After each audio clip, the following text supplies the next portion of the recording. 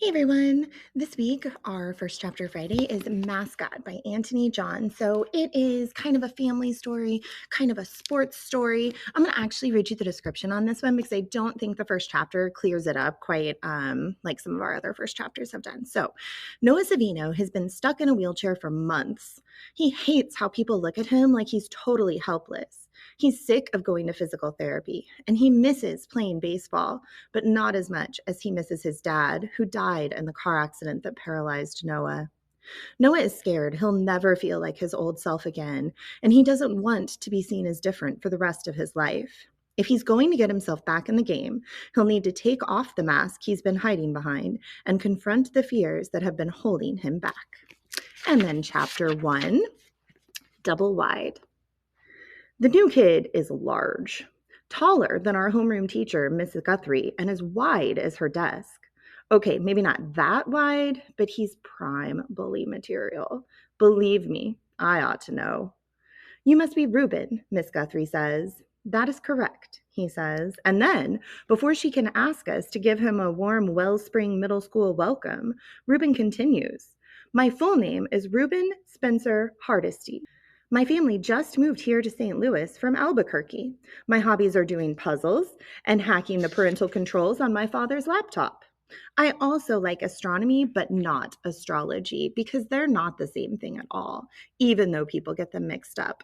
My parents say that sometimes I provide too much information.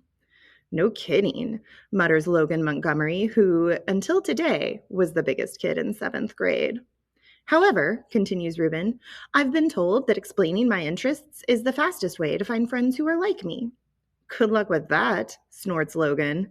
Usually, Miss Guthrie would give Logan a warning. Not this time, though.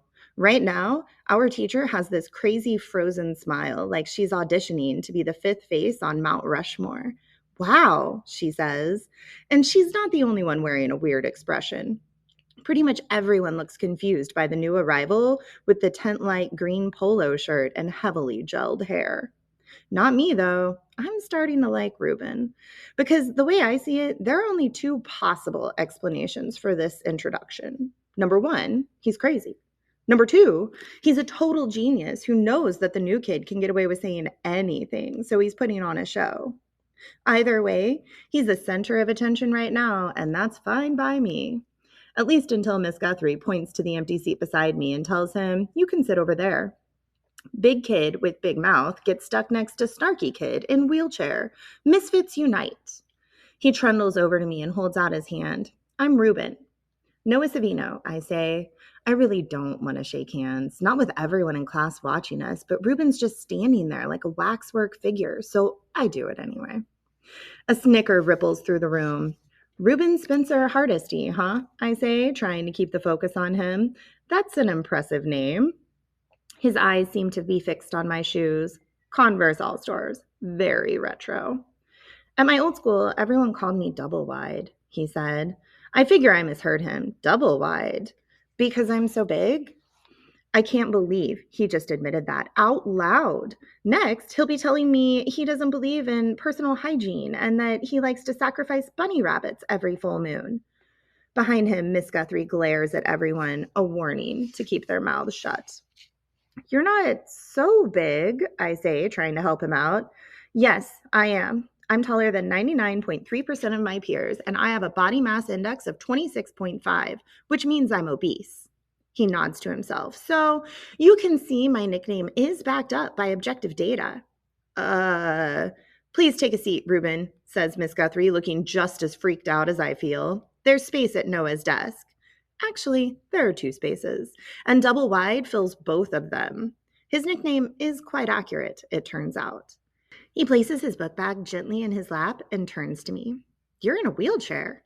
I roll my eyes. And you're very observant. Got any other special skills? Well, I know pi to 200 decimal places. Well, that must come in handy. He thinks about this. Not very often. Shocker. He nods. So why are you in a wheelchair? Because I'm too lazy to walk, I say. Will they let me have a wheelchair too? Probably not, I say. He opens his bag and pulls out a Batman pencil case. I can't remember the last time I saw a Batman pencil case. I wonder if he's got a Disney lunchbox in there too. He catches me gawking. Cool, isn't it? Miss Guthrie clears her throat. Double-Wide leans closer to me. Looks like class is starting. He stage whispers, I guess we should concentrate now, Noah.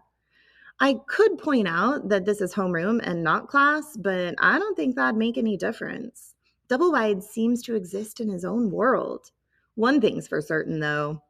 I was wrong when I said he was prime bully material.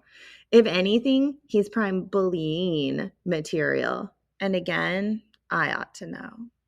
And that is chapter 1 of Mascot. So again, it's a really good story. It was actually an award nominee a couple of years ago. So if you've been enjoying the Trumans and Twains from this year, come by the library and check it out.